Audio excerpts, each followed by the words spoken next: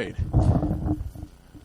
I appreciate you doing this, man. I know you're getting tired of answering the same shit every day, all day long. It's all good.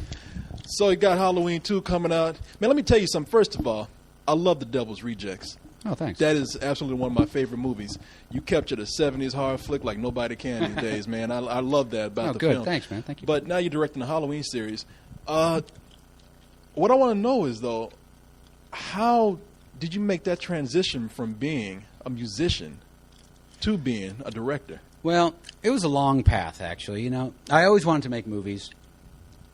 Always. But, you know, when you're just a kid growing up, you're like, how do you get to make movies? I mean, now it's a little easier because you can buy a video camera. You can start making movies. But back when I was a little kid, has Super 8 camera. The mags were 3 minutes long. You're like, how do you, from here to there, seem like a long journey.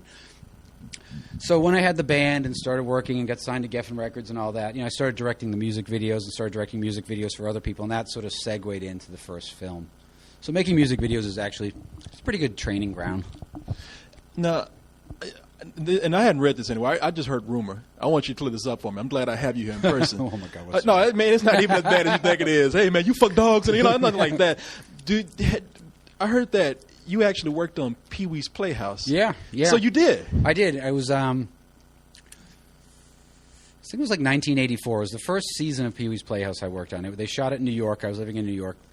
And that was the season I worked on. And what's even funnier is our main camera operator on the Halloween movies and Devil's Rejects also worked on Peewees Playhouse.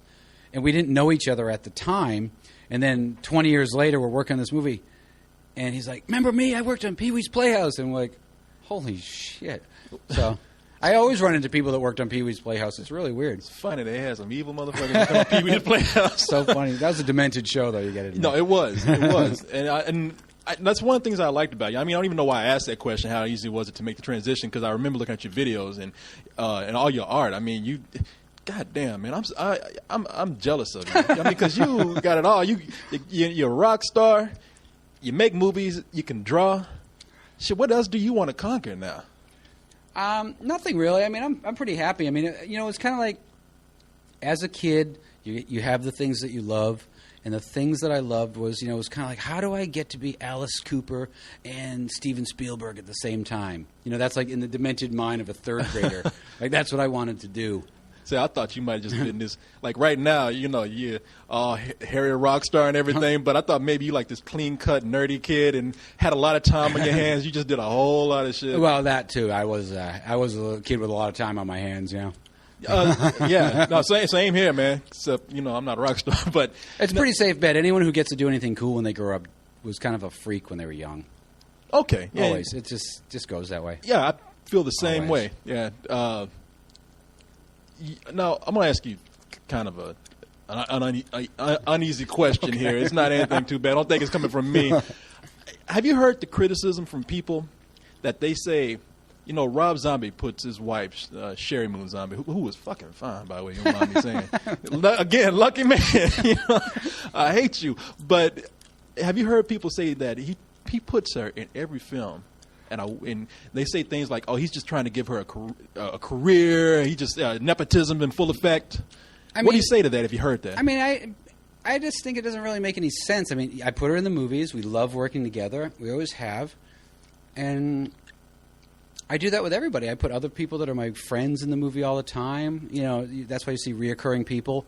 Mm-hmm. And I guess it would be, I think people probably see things like that, like, oh, she wants to be in the movie. She's trying to force herself in. It's not like that at all, because she gets offered tons of stuff all the time. And she just never does it. I mean, sometimes she does. She did an episode of Californication recently or something, but she just does it. We do it because it's fun and we have a good time. And I don't know. I guess people just want to find something to complain about all the time. Well, yeah. I mean, if you're famous, people don't talk shit about you. It's funny, too, because I kind of like that. Like, one thing I always liked back in the day, and you see it now, when Tim Burton was like, he would always put Lisa Marie in the movies, and she was like Mars Attacks and Sleepy Hollow. And what I always thought was cool. I was like, what the hell is he doing? I was like, oh, cool. And, you know, now he always does it with Helena Bonham Carter and stuff. I don't know. I find it interesting. So you feel like, hey, you like working with her? She can act. What's the big deal? Right? Yeah, I mean, it's great, you know. And I don't know why people care. It's weird. So you done horror movies so Yeah. far, and obviously you are a big fan of horror films. I mean, you can see it with the casting of the people that you put in there. You know, Sid Haig, and you got who's the black guy that was from Dawn of the Dead? I forgot that guy. Ken Foray. Ken Foray. I was so happy again. One of the reasons why I love the Devil Rejects, man. I was like, wow, he put my man in there. But I love Ken, and that's why I put him in Halloween. Too. And it was so funny in Halloween because he has that crazy hair, and he showed up on set, and we were like, what are we going to do with Ken? And he had just seen Dreamgirls. Mm-hmm. He's like, you gotta hook me up. You gotta give me the same hairstyle Eddie Murphy had in Dreamgirls. I gotta have it, and that's why he has that crazy hair. I was like, all right, Ken. I thought that was his real hair, man. No, he's bald. I was like, did you ever have that hair? He's like, oh yeah, when I was young, I had that hair. But oh, that's funny, man. Because I thought that brother does have hair. I thought he was bald headed. My brother does not have hair. but so is this something that you want to continue to do? I mean, looking at your past and everything that you've done, you have a wide range of talent. So do you want to just keep limiting yourself to horror movies, or do you want to No, do some I other want to things? branch out for sure. I think because, doing the same type of movie, same type of genre is very limiting.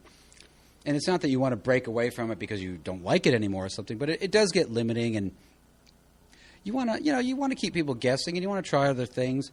I mean, what I am attracted to is dark, kind of violent material. It doesn't have to be a horror movie. It could be a crime movie. It could be anything. It could be a war movie. Could be a Western. But so I'll always stick to, I think, dark things, but not always horror, quote unquote.